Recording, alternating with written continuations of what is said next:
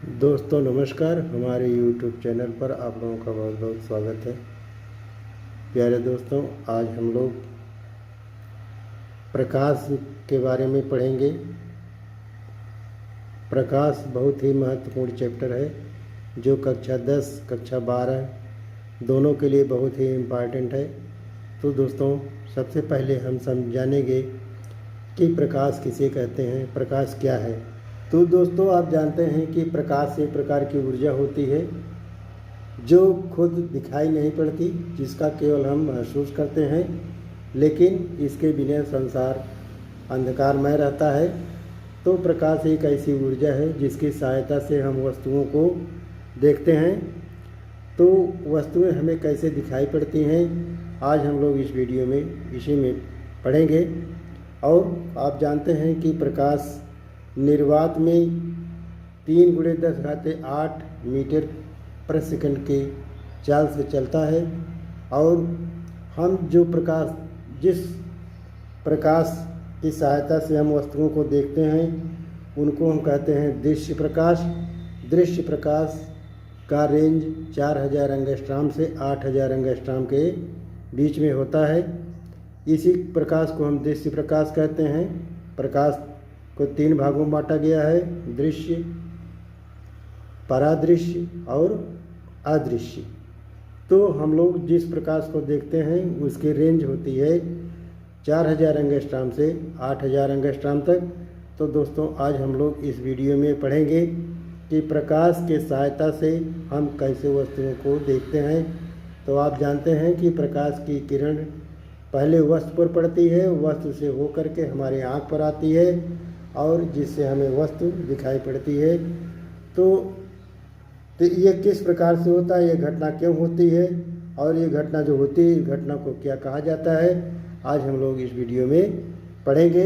तो चलिए हम वीडियो को स्टार्ट करते हैं कि प्रकाश का परावर्तन क्या है। प्रकाश का परावर्तन किसे कहते हैं? प्रकाश का परावर्तन अर्थात रिफ्लेक्शन ऑफ लाइट। तो प्रकाश का परावर्तन क्या है? तो पहले हम जानेंगे कि परावर्तन किसे कहते हैं। तो परावर्तन इसको कहते हैं कि जब कोई प्रकाश की किरण एक माध्यम से चल करके दूसरे माध्यम के तल से टकरा करके पुनः उसी माध्यम में वापस लौटता है, तो इस घटना को कहते हैं प्रकाश का परावर्तन। तो प्रकाश के परावर्तन के 2 नियम हैं। एक नियम यह है कि प्रकाश में आपतित किरण, परिवर्तित किरण और अभिलंब तीनों एक ही तल में होते हैं। दूसरा ये होता है कि आपतित किरण और परावर्तित किरणों द्वारा जो कोण बनता है वे कोण आपस में बराबर होते हैं, अर्थात आपतन कोण और परावर्तन कोण आपस में बराबर होते हैं। तो हम सबसे पहले ये जानेंगे कि आपतित किरण क्या होती है, परावर्तित किरण क्या होती है। इसको हम इस चित्र के माध्यम से समझ लेते हैं। तो चलिए हम देखते हैं। इसमें देख रहे हैं कि AO एक किरण है और एक देख रहे हैं समतल दर्पण दिया गया। यहाँ पर देख रहे हैं समतल दर्पण है। इस पर हम एक कल्पना कर लें कि अभिलंब है। अभिलंब को हम N लिख दिए हैं। तो इस तरह से एक किरण जो आ रही है, एक किरण देख रहे हैं समतल दर्पण पर एक बिंदु पर मिल रही है। तो इस किरण को हम कहते हैं आपतित किरण। यही किरण फिर देखते हैं यह किरण परावर्तित होकर के, अर्थात यह दर्पण से टकरा करके इसके डायरेक्शन चेंज हो जाता है और इसका डायरेक्शन चेंज होने के बाद यह पुनः उसी माध्यम में वापस हो जा रही है। तो इसको कहते हैं परावर्तित किरण। तो यहाँ पर देख रहे हैं AO आपतित किरण हो गई और OB परावर्तित किरण हो गई और ON लंब हो गया। इसको हम अभिलंब कहते हैं। यह हमेशा दर्पण से 90 अंश का कोण बनाता है। यहाँ देख रहे हैं I कोण, इसको हम कहते हैं इंसिडेंट एंगल और इसको कहते हैं रिफ्लेक्टेड एंगल। यह इंसिडेंट एंगल है और यह रिफ्लेक्टेड एंगल है। तो इंसिडेंट एंगल और रिफ्लेक्टेड एंगल का संबंध हमेशा दोनों बराबर होते हैं। तो पहला नियम इनका ये है कि देख रहे हैं कि आपतित किरण, परावर्तित किरण और अभिलंब एक ही तल पर हैं या एक ही बिंदु पर हैं। आप इस बिंदु को ओ बिंदु कह सकते हैं। ओ बिंदु पर ये दोनों तीनों इसी पर प्राप्त होते हैं। देख रहे हैं एक तो आपतित किरण है और एक है परावर्तित किरण तथा एक अभिलंब है। ये तीनों बिंदु तीनों एक ही बिंदु पर हैं। इसलिए पहला नियम यह हो गया कि आपतित किरण, परावर्तित किरण तथा अभिलंब एक ही तल पर होते हैं या एक ही बिंदु पर होते हैं। तो ये दूसरा नियम क्या होगा? दूसरा नियम होता है कि आपतित कोण और परावर्तित कोण, यह देख रहे हैं यह आपतन कोण है और ये परावर्तन कोण है। तो दोनों कोण आपस में बराबर होते हैं, अर्थात I बराबर R होता है। तो दोस्तों इस तरह से ये प्रकाश का परावर्तन होता है। तो प्रकाश का परावर्तन ये समतल दर्पण होता है। समतल दर्पण पर इस प्रकार से होता है, लेकिन प्रकाश का परावर्तन गोलीय दर्पण में भी होता है। तो गोलीय दर्पण पर कैसे होता है? दर्पण में प्रकाश का परावर्तन। तो गोलीय दर्पण किसको कहते हैं? गोलीय दर्पण पहले किसको कहते हैं आप भी जानेंगे।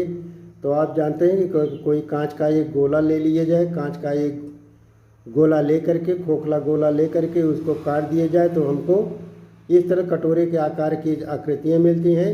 उसके अगर एक भाग को हम कलर कर दें तो एक दर्पण की तरह कार्य करने लगता है।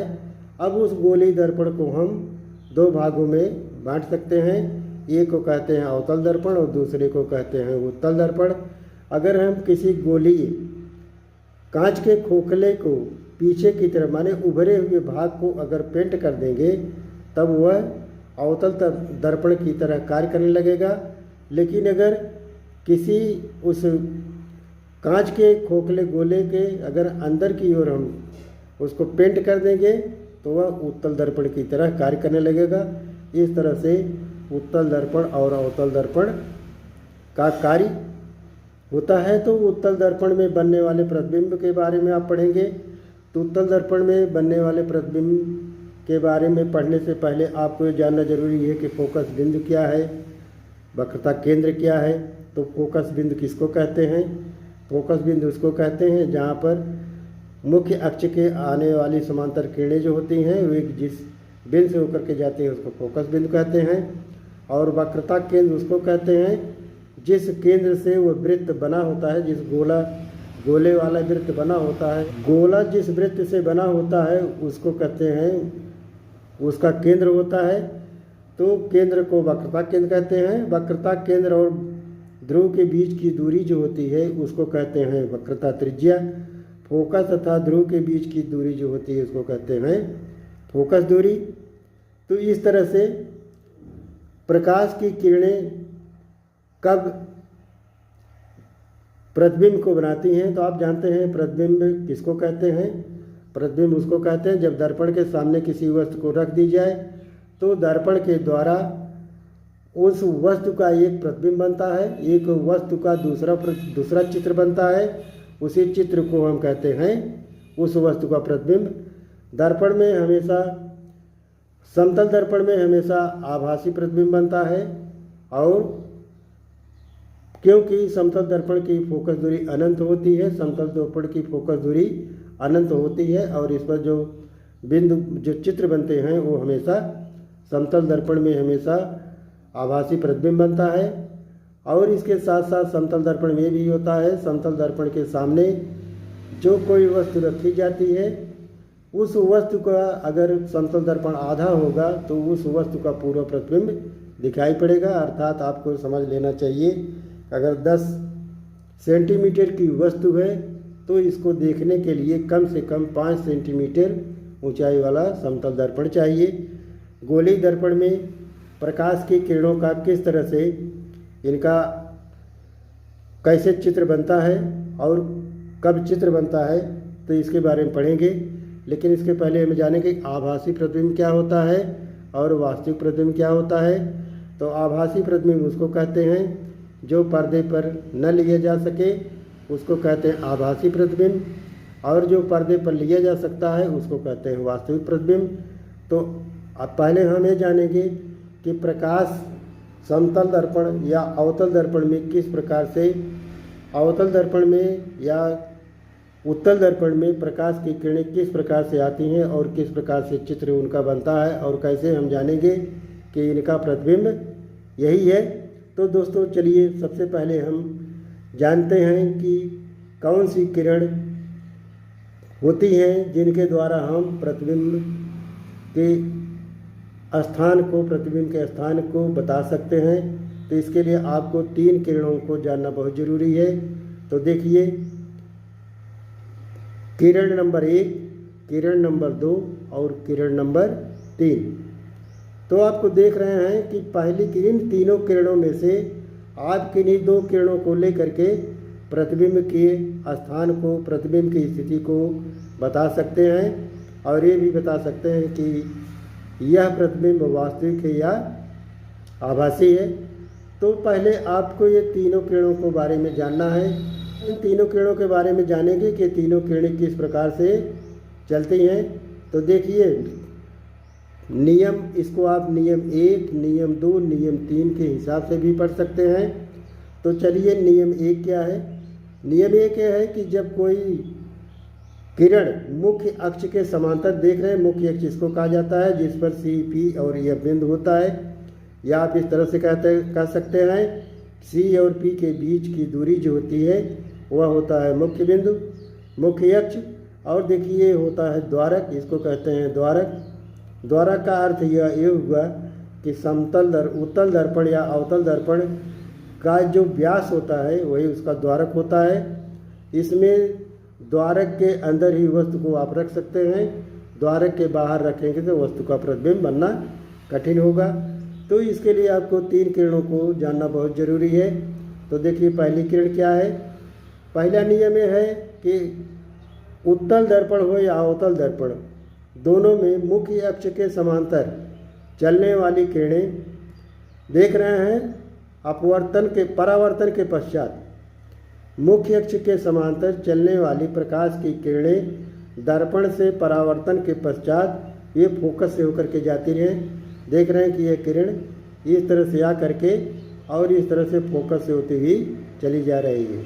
उत्तल दर्पण में क्या होता है, उत्तल दर्पण में ये किरणें जो मुख्य अक्ष के समांतर किरणें आ रही हैं, ये मालूम होता है कि फोकस से जाती हुई प्रतीत हो रही। देख रहे हैं फोकस से ऐसे होकर के निकल रही है। दूसरा नियम क्या है, दूसरा फोकस से होकर के जाने वाली किरणें परावर्तन के पश्चात देख रहे हैं मुख्य अक्ष के समांतर हो जा रही हैं। तो इस तरह से आपको दूसरा नियम ये हो गया कि फोकस से होकर के जाने वाली किरण मुख्य अक्ष के समांतर हो जाती है। और अवतल दर्पण में देख रहे हैं कि जो किरण फोकस से आती हुई मालूम पड़ रही है, जो किरण देख रहे हैं फोकस से आती हुई मालूम पड़ रही है, यह क्या हो रही है, परावर्तन के पश्चात मुख्य अक्ष के समांतर हो जाती है। यह देख रहे हैं मुख्य अक्ष के समांतर हो गई। इसी तरह से किरण नंबर 3, ये देख रहे हैं कि मुख्य एक किरण जो है यह वक्रता केंद्र से होकर के जा रही है। यह देख रहे हैं वक्रता केंद्र से होती हुई जा रही है, लेकिन वक्रता केंद्र से जा करके पुनः उसी माध्यम में, उसी रास्ते से पुनः दर्पण से परावर्तित होकर के उसी रास्ते से पुनः वापस हो रही है। यह किरण हमेशा देख रहे हैं कि यह किरण हमेशा 90 अंश के कोण पर आपतित होती है और 90 अंश के कोण पर आपतित होने वाली किरण हमेशा उसी रास्ते से वापस हो जाएगी। इसी तरह से अवतल दर्पण में देख रहे हैं कि अवतल दर्पण में ये देख रहे हैं कि सी से जा रही है और पुनः सी से होकर के वापस हो रही है, वक्रता केंद्र से जा रहे हैं और वक्रता केंद्र से वापस होती हुई प्रतीत हो रही है। तो इस तरह से इसमें आपको अच्छी तरह से समझ में आ गया है कि इसको कहते हैं वक्रता त्रिज्या और एफ को कहते हैं फोकस बिंदु। एफ और पी के बीच की जो दूरी होती है इसको कहते हैं फोकस दूरी, और सी और पी की जो दूरी होती है इसको कहते हैं ये वक्रता त्रिज्या है। सी को वक्रता केंद्र कहते हैं। सी एफ और एफ पी हमेशा बराबर होता है। में देख रहे हैं ये भी फोकस, ये फोकस दूरी हो जाएगी, इसको हम एफ से प्रदर्शित करते हैं। और ये जो दूरी होती है, यह दूरी जो होती है इसको हम आर से प्रदर्शित करते हैं, आर इसको कहते हैं कर्वेचर। तो इस तरह से वक्रता त्रिज्या, मुख्य फोकस, वक्रता केंद्र, फोकस दूरी, वक्रता त्रिज्या, इन सब के बारे में आपने इसमें अच्छी तरह से पढ़ा। आशा करता हूँ कि ये वीडियो आप लोगों को पसंद आएगी। दोस्तों, अगर ये वीडियो आप लोगों को पसंद आए तो हमारे चैनल को, अगर आप पहली बार देख रहे हो तो हमारे चैनल को सब्सक्राइब ज़रूर कीजिएगा और हमारी इस वीडियो को अपने दोस्तों में शेयर ज़रूर कीजिएगा और हमें कमेंट करना मत भूलिएगा। Thank you very much.